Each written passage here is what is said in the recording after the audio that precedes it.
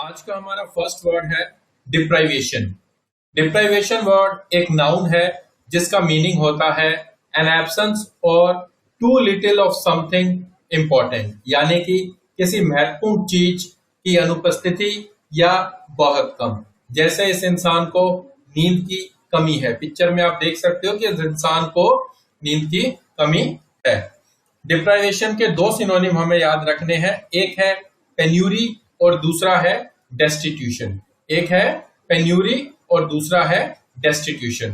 Deprivation noun है तो हम इसका इस्तेमाल सेंटेंस में नाउन के तौर पे ही करेंगे। तो हमारा सेंटेंस होगा sleep deprivation can result in mental disorders, यानी कि नींद की कमी से मानसिक विकार हो सकते हैं।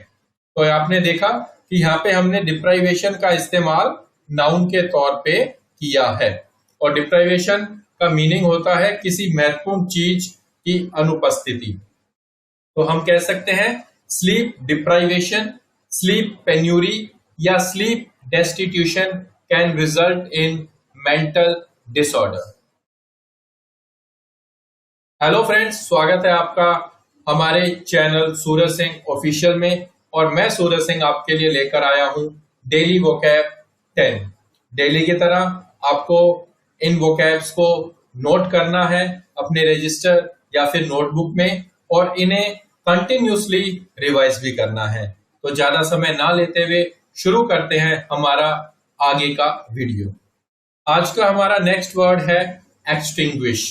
एक्सटिंग्विश एक वर्ब है जिसका मीनिंग होता है to cause something to stop burning, यानी कि किसी वस्तु को जलने से रोकना। एक्सटिंग्विश वर्ब है और इसके सिनोनिम्स होंगे क्वेंच या फिर डाउस। तो दो सिनोनिम्स आपको याद रखने हैं, एक है डाउस और दूसरा है क्वेंच। और इसका सेंटेंस होगा it took about 50 minutes to extinguish the fire. आग बुझाने में करीब 50 मिनट का समय लगा। एक्सटिंग्विश वर्ब है और यहाँ पे हमने टू के बाद एक्सटिंग्विश वर्ब की फर्स्ट फॉर्म का इस्तेमाल किया है।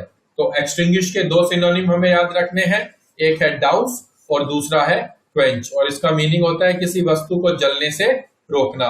तो हम कह सकते हैं it took about 50 minutes to extinguish, to douse या फिर टू क्वेंच द फायर। आग बुझाने में करीब 50 मिनट का समय लगा। तो चलते हैं हमारे थर्ड वर्ड की ओर। आज का हमारा थर्ड वर्ड है म्यूटेशन। म्यूटेशन वर्ड एक नाउन है और ये बात स्पष्ट हो जाती है TION से। म्यूटेशन का मीनिंग होता है a change in the basic genetic structure of a living और डेवलपिंग थिंग।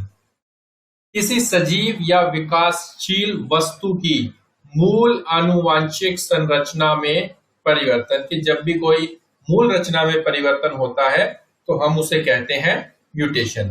और म्यूटेशन के सिनोनिम्स होंगे, एक होगा एल्टरेशन और दूसरा होगा मेटामॉर्फोसिस। तो दो सिनोनिम हमें याद रखने हैं, एक है एल्टरेशन और दूसरा है मेटामॉर्फोसिस। और इसका सेंटेंस होगा it is well known that radiation can cause mutation. यह सर्वविदित है कि विकिरण उत्परिवर्तन का कारण बन सकता है, यानी कि रेडिएशन की वजह से म्यूटेशन हो सकता है। तो हमने देखा म्यूटेशन नाउन है जिसका मीनिंग होता है किसी जीव या सजीव वस्तु की संरचना में आनुवांशिक परिवर्तन, जिसके दो सिनोनिम है, एक है एल्टरेशन और दूसरा है मेटामॉर्फोसिस। तो हम कह सकते हैं radiation can cause mutation, radiation can cause alteration और रेडिएशन कैन कॉज मेटामॉर्फोसिस। तो चलते हैं हमारे नेक्स्ट वर्ड की ओर। आज का हमारा फोर्थ वर्ड है सफाइस। सफाइस वर्ड एक वर्ब है जिसका मीनिंग होता है to be enough for somebody और समथिंग। किसी व्यक्ति या वस्तु के लिए पर्याप्त होना। सफाइस के सिनोनिम्स होंगे अवेल या फिर कंटेंट। एक वर्ड है अवेल और दूसरा है कंटेंट। तो ये दो सिनोनिम हमें याद रखने हैं। सफाइस वर्ब है तो इसका इस्तेमाल हम वर्ब के तौर पे करेंगे। One example will suffice to illustrate the point. बात को स्पष्ट करने के लिए एक उदाहरण काफी होगा। हमने यहाँ पे will के बाद suffice यूज किया है। will के बाद हम यूज करते हैं verb की फर्स्ट फॉर्म, और हमें मालूम है ये जो suffice वर्ड है verb है। तो हमने देखा suffice वर्ड का मीनिंग क्या होता है, और इसके दो सिनोनिम भी हमने देखे, एक है अवेल और दूसरा है कंटेंट। तो हम कह सकते हैं one example will suffice, one example will avail, या one example will content to illustrate the point. तो चलिए चलते हैं आज के हमारे लास्ट वर्ड की ओर। आज का हमारा लास्ट वर्ड है आउटब्रेक।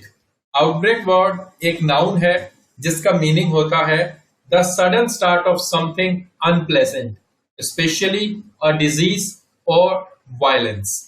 यानी कि किसी अप्रिय स्थिति, विशेषतः रोग या हिंसा का एकाएक विस्फोट होना, भड़क उठना या फिर प्रकोप।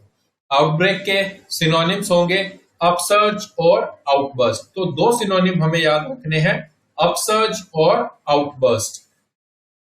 और इसका सेंटेंस होगा the outbreak of war uprooted many families. युद्ध के प्रकोप ने कई परिवारों को उजाड़ दिया। अपरूटेड का मतलब होता है उजाड़ देना, जड़ से नष्ट कर देना या जड़ से निकाल देना। तो हमने देखा कि आउटब्रेक वर्ड जो नाउन है, और यहाँ पे हमने आउटब्रेक का इस्तेमाल नाउन के तौर पे ही किया है। आउटब्रेक का मीनिंग होता है किसी अप्रिय स्थिति, विशेषतः रोग या हिंसा का एकाएक विस्फोट होना, भड़क उठना या फिर उसका प्रकोप। और दो सिनोनिम हमें याद रखने हैं, एक है अपसर्ज और दूसरा आउटबर्स्ट। तो हम कह सकते हैं द आउटबर्स्ट ऑफ वार, या फिर द अपसर्ज ऑफ वार, या फिर outburst of war uprooted many families. तो ये थे हमारे आज के 5 वर्ड्स। अगर आपको हमारा ये वीडियो पसंद आया तो हमारे वीडियो को लाइक कीजिए, और अगर आपको हमारा ये चैनल पसंद आया तो हमारे चैनल को सब्सक्राइब भी कीजिए। Thanks for watching.